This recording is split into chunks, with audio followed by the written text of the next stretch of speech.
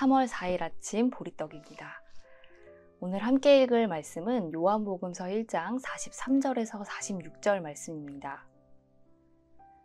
다음 날 예수께서 갈릴리로 떠나려고 하셨다. 그때에 빌립을 만나서 말씀하셨다. 나를 따라오너라. 빌립은 벳세다 출신으로 안드레와 베드로와 한 고향 사람이었다. 빌립이 나다나엘을 만나서 말하였다. 모세가 율법책에 기록하였고 또 예언자들이 기록한 그분을 우리가 만났습니다.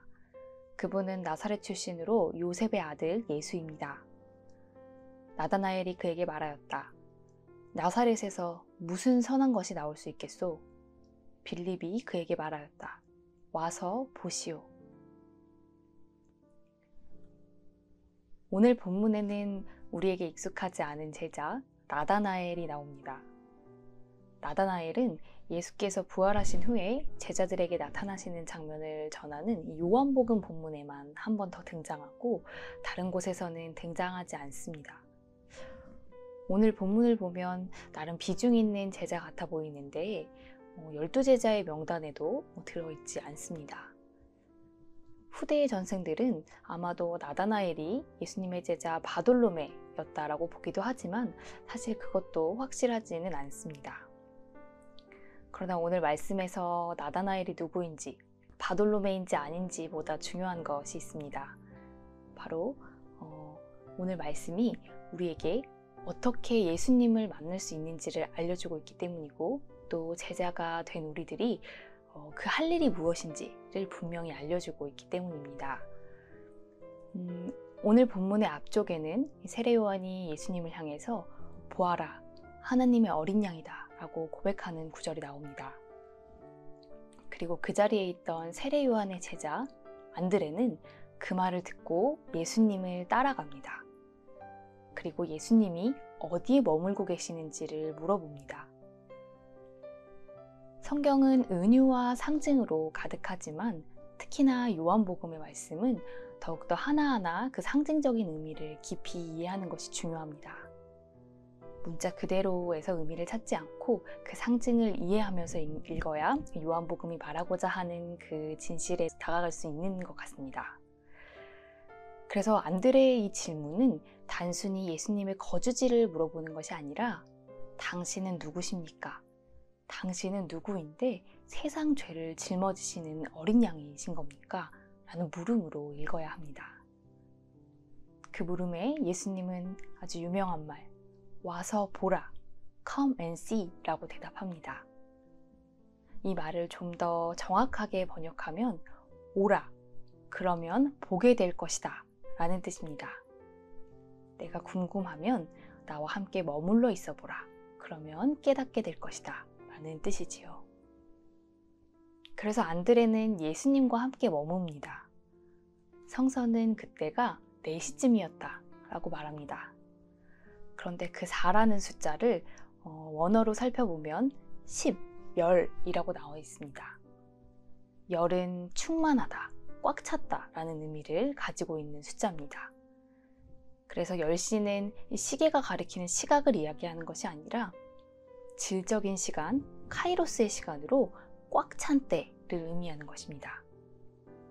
그들이 예수님과 함께 머물렸는데 그때가 시계가 가리키는 시각, 몇 시였는지가 중요한 것이 아니라 그때 그들은 하늘의 뜻으로 꽉 찬 때, 카이로스적인 시간이었다는 말입니다.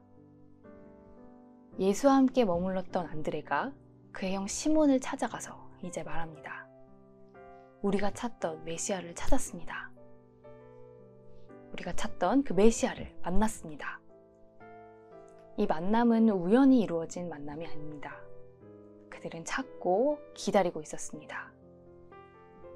안드레는 진리를 찾기 위해서 세례 요한을 따르기도 했고 또 참 생명을 얻기 위해서 예수님을 찾다가 만나게 된 것입니다. 그리스도를 그냥 우연히 만날 수는 없습니다. 애쓰고 갈구하는 시간으로 우리의 삶이 꽉 채워졌을 때 비로소 그때 우리는 하나님을 만나고 하나님과 머물 수 있게 되는 것입니다. 예수님을 만났던 또 한 사람 빌립은 친구 나다나엘에게 안드레처럼 기쁜 소식을 전합니다. 모세가 율법책에 기록하였고 또 예언자들이 기록한 그분을 우리가 만났습니다. 그분은 나사렛 출신으로 요셉의 아들 예수입니다. 그러자 나다나엘이 대답합니다. 나사렛에서 무슨 선한 것이 나올 수 있겠소? 사실 나다나엘의 이 반응은 낯선 반응은 아닙니다. 메시아는 다윗의 자손 중에서 나올 거라고 예언이 있었는데 당연히 예루살렘이나 그 중심부로 그분이 오실 거라는 생각은 당대 이스라엘 사람들은 모두 다 가지고 있는 생각이었습니다. 설마 이런 변방, 시골 총구석에서 메시아가 나올 것이라는 생각은 사실 누구도 갖고 있지 않았습니다. 당시 웬만한 유대 사람들이 다 가지고 있던 편견이었지요. 편견은 이렇게 깊은 만남을 방해하고 또 새롭게 보는 눈을 어둡게 합니다. 우리는 하지만 편견에서 완전히 자유로울 수 있는 존재는 아닙니다.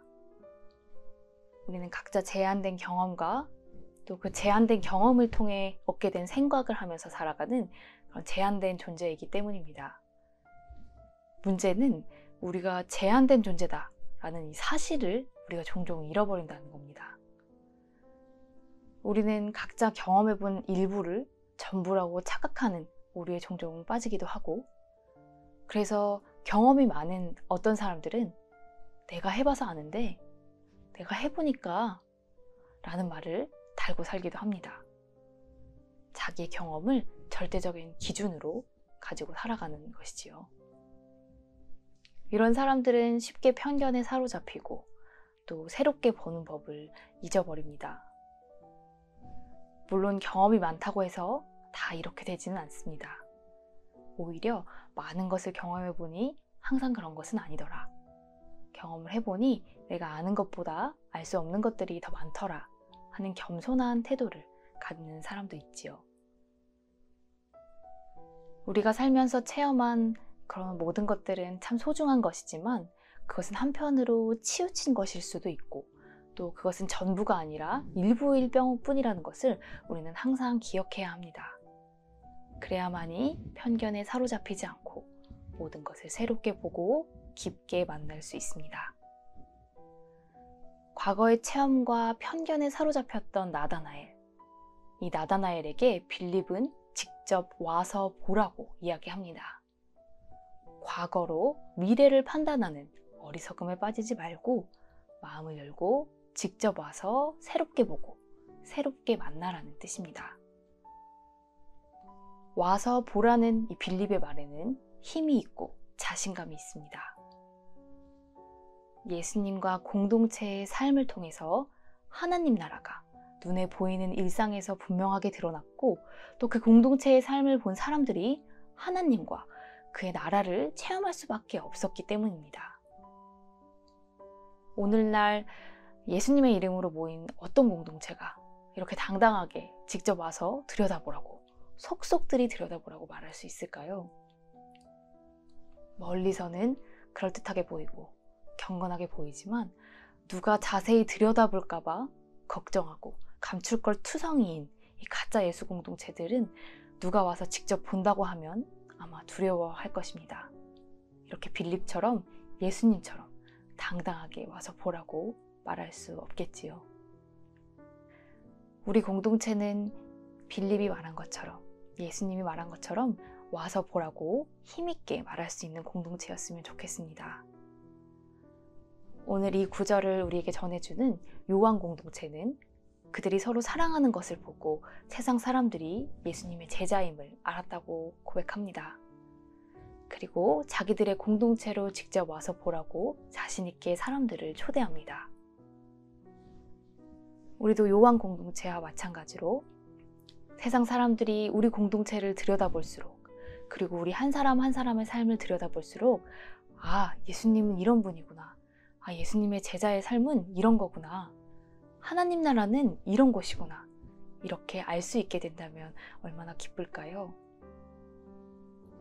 참 생명과 진리를 갈구하는 마음이 우리를 가득 채울 수 있기를 그래서 우리가 하나님을 만나고 하나님과 함께 머물면서 편견 없이 모두를 받아들이고 주님처럼 그 모두를 섬길 수 있게 되기를 바랍니다. 함께 기도하겠습니다. 하나님, 우리의 제한된 생각과 경험들이 하나님과 깊게 만나는 것을 방해할 때가 많습니다. 지나간 것들이 다가올 날들을 막지 못하도록, 편견이 우리의 영혼의 눈을 가리지 못하도록 주님, 우리를 이끌어 주십시오. 또한 주님, 우리 공동체가 말로만 그럴듯하게 떠드는 공동체가 아니라 직접 와서 보라고 자신 있게 말할 수 있는 공동체가 되도록 이끌어 주소서. 우리가 살아가는 모습을 보고 우리가 당신의 제자인 것을 세상이 알 수 있도록 주님, 우리를 이끌어 주소서. 예수님 이름으로 기도드립니다. 아멘.